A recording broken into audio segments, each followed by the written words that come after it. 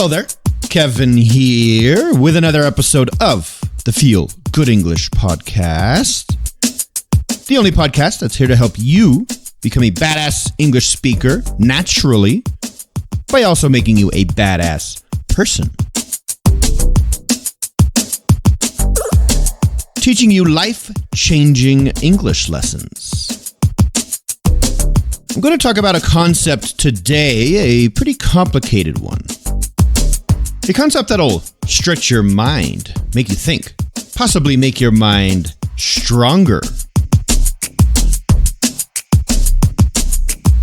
And speaking of stronger, let's first talk about muscles. How do we build muscle at the gym? I mean, how do we really build muscle? By going to the gym and lifting a light amount of weight many times? Or by pushing your muscles beyond their limit, beyond what they're used to, what they're accustomed to? Well, if you're not too knowledgeable about building muscles, it works like this. When you go to the gym and lift really heavy weights, when you feel the burn and get close to your limit, but push on and do just one more rep, one more repetition, that's when muscle growth happens. This happens because the fragile parts, the fragile tissue in your muscles are broken down, are ripped, you could say. You give a shock to your muscles by surprising them with heavier weight than they're used to. Speaking of ripped means to tear or to damage something, like a piece of paper or fabric. You could rip your shirt on a nail, for example. And muscles rip. The fibers rip, which are repaired and strengthened by your body made bigger in order to avoid ripping the muscle again. We also call a strong person with big muscles ripped. Like when you see some big dude or dudette at the gym, you'd say, "Damn, you're ripped, man." Coincidence? Or totally unrelated? Well, I'm not going to research if ripping your muscles and calling a strong person ripped are related. Just thought that was interesting. So anyway, your muscles grow when they are damaged because of stress. Your muscles need to be prepared for the next time you try to lift that heavy weight, and so your body now overcompensates for this damage by building extra capacity, bigger muscle fibers, in order to handle future shocks.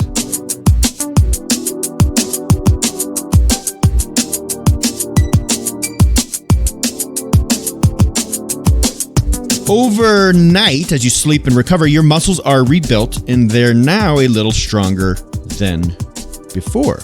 That's how stress and shock can prepare your body for even bigger stress.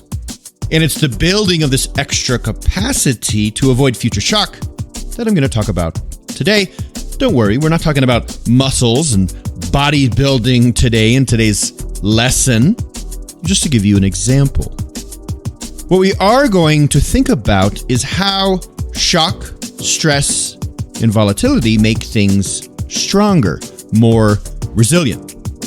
This concept is based on a book called Anti-Fragile by Nassim Nicholas Taleb.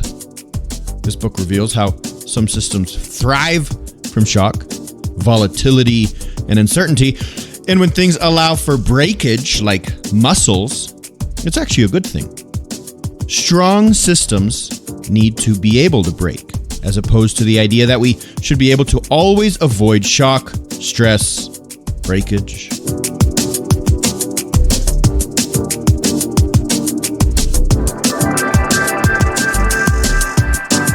So instead of breaking from stress, we can learn how to adapt and be more anti-fragile in order to thrive in an uncertain and chaotic world.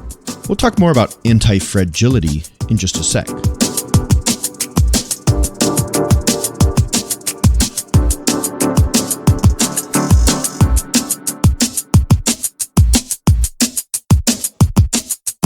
Now, most self-help books, when you break them down to their core message, speak to common sense.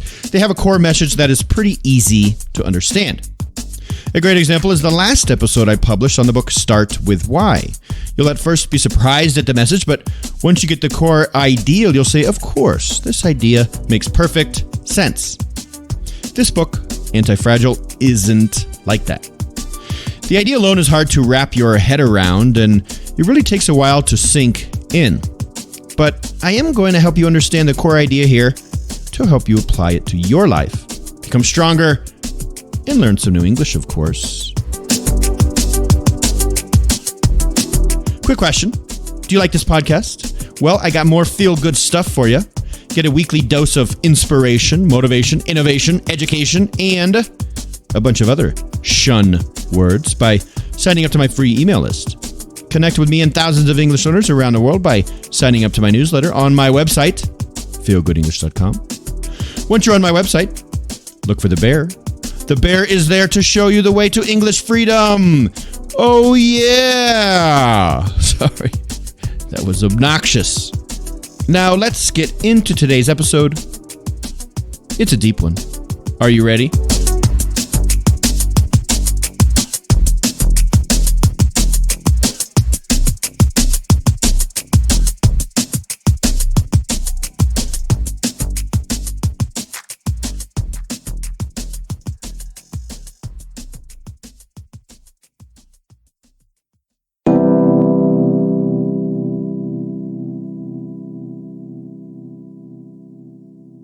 So to start out, we have to talk about the word fragile. Fragile. Sometimes you might hear fragile, but I say fragile. What does fragile mean? Well, fragile is a word that describes something that is easily broken, like glass. Glass is fragile. Maybe your cell phone is fragile. If you drop it, it'll break. We all know the label on boxes with glass inside them that reads fragile. Handle with care. You know that fragile things break when you shock them and toss them around. Volatility does them no good. If they experience a shock, they might break and be useless. Volatility is another important word today. This word describes when something or a situation can change easily or without warning. Like the stock market can be volatile, experience volatility, which means it changes a lot, goes up and down. A volatile market would be a very risky one that could change quickly and lose a lot of people money. So when something fragile is in a volatile environment, it could very well break or fail. You wouldn't put glass in a volatile situation. And if you didn't have a lot of money, you wouldn't invest your money in a volatile market. You need to treat fragile things carefully. But when you think about it, there isn't really a word that describes things that are the opposite of fragile, is there? We might talk about something being robust or durable, but that really just means it can resist shock and stress better than fragile items, but it doesn't benefit from them. You'd still label the boxes you ship robust things in with handle with care, not please handle roughly. You wouldn't want durable things to break, would you? The author of the book I'm talking about, Nassim Taleb, took care of this dilemma by giving a word for what we're looking for: anti-fragile. Anti-fragile describes things that benefit from shock and thrive in volatile environments because as they're stressed and put under pressure, they get better, not worse. Repeating that main point, anti-fragility means things get better when they are put under stress and shock, not worse. Like your muscles. Shocking them, ripping them, makes them stronger. Can you think of another example of something that actually benefits from shock and uncertainty? It's tough, right? Well, how about this? Airlines and companies that make airplanes. Airplane manufacturers are anti-fragile because whenever there's a plane crash, the other planes have to get better. And they have to get better right now. In other words, the company learns why the plane crashed and has no other choice but to improve and adapt the other planes to avoid another catastrophe. Without unpredictable airline crashes, the planes themselves wouldn't get safer. So the main point is that anti-fragile systems work because they build extra capacity when put under stress. But how exactly does this happen? Why does this happen? According to the book, the anti-fragility of a system depends on the fragility of its parts. A good example of anti-fragility is the evolutionary process, which thrives in a volatile environment. With each shock, evolution forces life forms to transform. Cool. Mutate and improve to become better suited for their environment. Yet when you look closely at the evolutionary process, something very interesting becomes clear. While the process itself is undoubtedly anti-fragile, as you can see by how much better adapted animals become to their environment, each individual organism itself is fragile. For evolution to occur, all that matters is that the successful genetic code is passed on.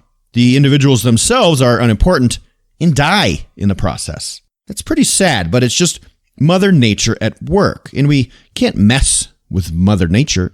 In fact, the system needs this to happen to free up living space for more successful individuals to thrive.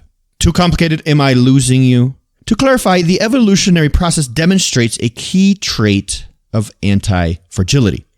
In order for the system as a whole to be anti-fragile, most of its constituent parts must be fragile. This is because the success or failure of these parts act as pieces of information, informing the system of what works and what doesn't. Think of it as trial and error. The mistakes and successes of each individual part provide the information as to what succeeds and what doesn't. The price of failure in evolution is extinction. Therefore, every failure actually improves the overall quality of all life that has evolved. So why do we need to know about this? How does this apply to our lives? Let's talk more about that.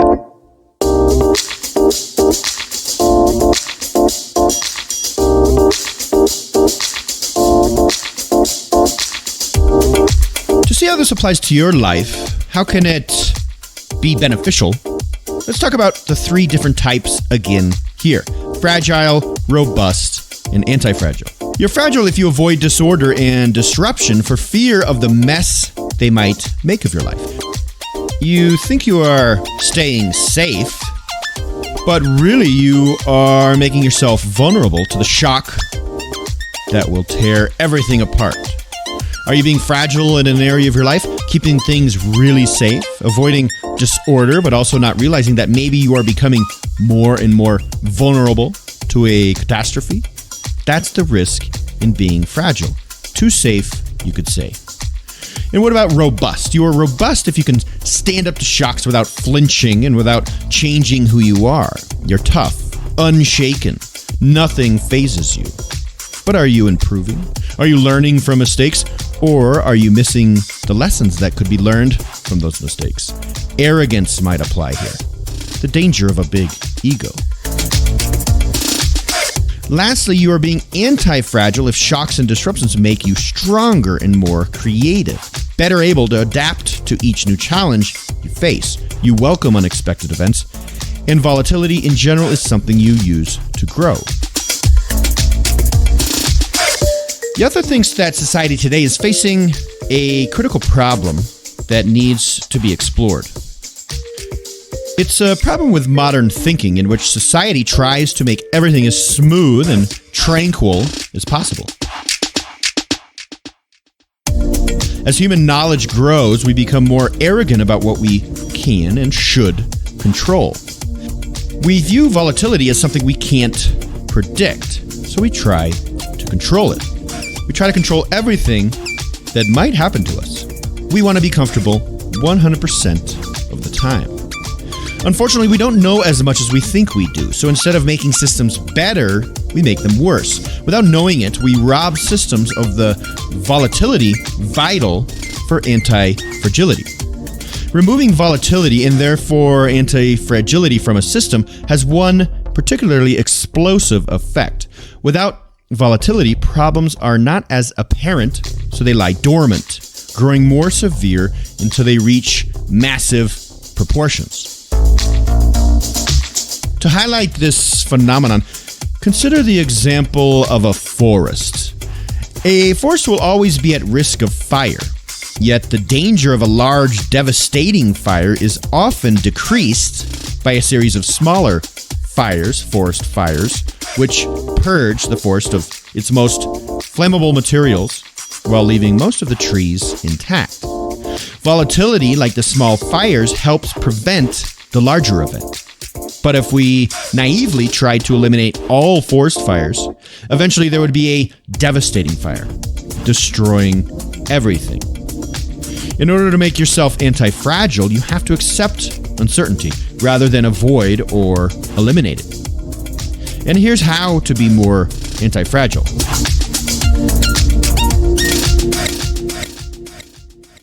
In the book, the author talks about something called the barbell strategy.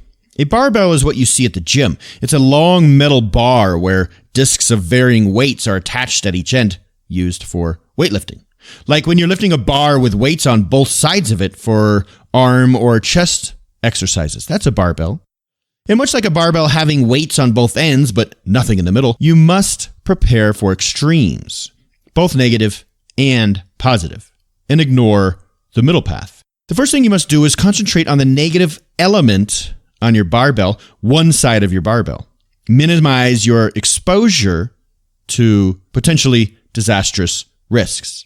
For example, and I'm using the author's example here, let's talk about finance a bit. More specifically, how to treat your assets. How to treat your assets.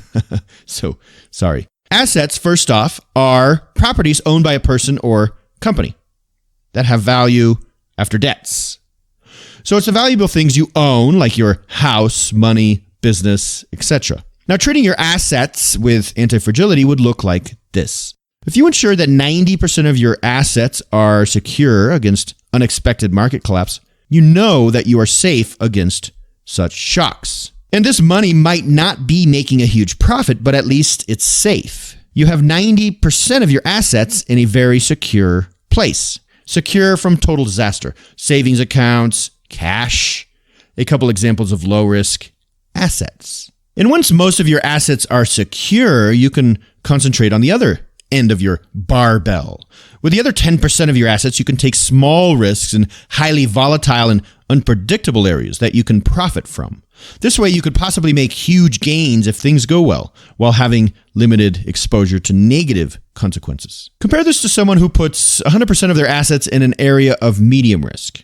In the middle of the barbell, no matter how much money they potentially could make, in the case of a financial crisis, they might lose everything. They have all their value in the middle, thinking they are playing it safe, but actually risk losing it all because they haven't kept that 90% of their value on the safe side and taken big risks with the 10% to make even more. It's all in the middle and could then be all gone.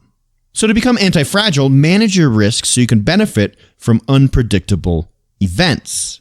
What other system should be treated like this? A system where you should make sure to have sufficient assets on one side and the option to take big risks on the other side without losing everything. I'll let you think about that for a minute.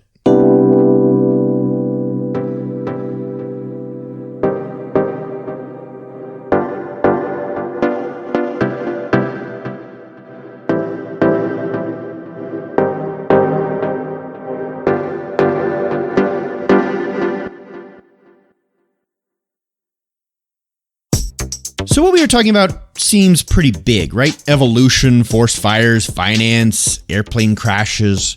But what I'm trying to do with this book here is relate this idea of anti-fragility to our everyday situations. Where do we need to apply this concept in our lives? Where do we need to build up a strong system, a secure system, but also have the option to take risks and be ready for shock, stress, and unexpected, possibly catastrophic events?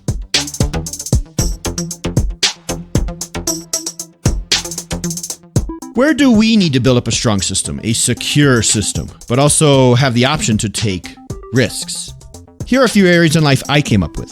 Talking about professions, career. A friend of mine built himself a very secure profession as a software developer, in which he was known to be very good. He was successful with it. Then, after a decade or so, he left that completely for something highly risky but exciting. This is a true barbell in every sense of the word. He can fall back on, return to his previous profession, should the risk he's taking fail, or fail to bring the expected satisfaction he's looking for. Another area, how about this? You have a reasonable savings account, having enough money to cover all your expenses for, let's say, 3 to 6 months. That would be safe. but you'd also leave some money to invest when the opportunity comes, money to take big risks with. And you could even jump at a new opportunity because you'd have the savings to fall back on if the new job didn't work out. Last example, how about time management? You could spend 90% of your time on things that you know are good for you, your career, good for your health, your relationships, the obvious things. Then you could spend the other 10% on things that could pay off in the future if things go right. Things that could pay off big, but could also do nothing for you. That'd be an anti-fragile way of managing your time. Make sense? So here's a challenge. Let's apply anti-fragility to language learning. I have fun doing this, applying the lessons I teach to language learning. So what are we trying to avoid? Let's say we are trying to avoid a totally embarrassing, devastating English experience, or more so, learn from these awkward experiences. Times when you feel like a total failure and want to run out of the room. Well, if your English is an anti-fragile system, we need to build a strong foundation, the 90%. The side that can get through extreme stress, grow from stressful situations. You need to be able to handle yourself well, even if you don't understand what people are talking about. Or maybe you can't understand who's speaking. When you're talking to someone with a strong accent, maybe. But you need to develop the tools to get through these situations even when you're uncomfortable. And what are the tools? Well, I consider these navigation tools, the ability to navigate conversations, being able to ask for clarification when you need to without sounding lost, listening to the key words people are using so you can understand the overall context, repeating back what people are saying in order to make sure you're following them, being comfortable with saying, "Sorry, I've never talked about this in English before. It'll take me a bit to catch up with you guys." Things like that could help you avoid disaster. Also, having a strong training routine where you're always listening to and reading English content based on things relevant to you. Continuing to develop that English database every day. That's safe. That helps. And the other 10% part, where you take risks and face volatility, well, that would be throwing yourself into difficult conversations, talking about totally new concepts in English, throwing out new slang you've learned, seeing if it works and what kind of reaction it gets, playing with risky words, learning from failures, but not doing it in situations where catastrophe isn't an option. You'd save the risky stuff for the 10%, when you could play with your English because you'd have a very strong foundation made up of your ability to navigate through conversations confidently. Does that all make sense? Maybe? I don't know. Sounds cool anyway. Well, it sounds cool to me.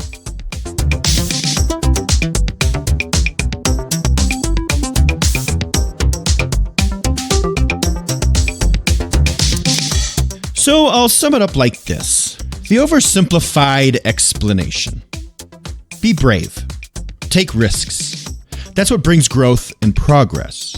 But do these things only after you have created a strong safety net, a strong foundation to fall back on if disaster happens. That's anti-fragility. Got it? Good.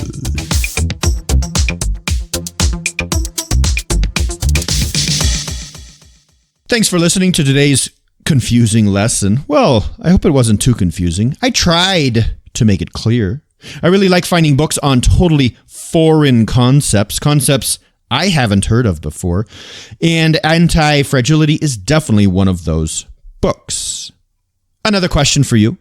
Do you want to become a confident, powerful English speaker? Do you need to attack English and make it something you don't have to worry about anymore? Do you want to become anti-fragile? Well, you could simplify your life by making Feel Good English your main English learning resource. With my Feel Good Premium membership, you get 2 complete lessons per month to help you reach that next level of English fluency. In each lesson, I take the podcast episode you're hearing right now and transform it into a powerful English learning tool. Become a more effective, smart speaker by becoming a Feel Good Premium member. Go check out how the premium program works at feelgoodenglish.com/go.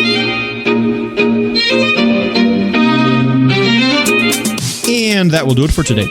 I'll be back soon enough with another Feel Good English lesson. Make sure you listen to this episode many times, learn from it deeply, and to see the links to the book I talked about today, plus the show notes, go to feelgoodenglish.com/anti-fragile. Until next time, be a badass with your assets. Bye-bye.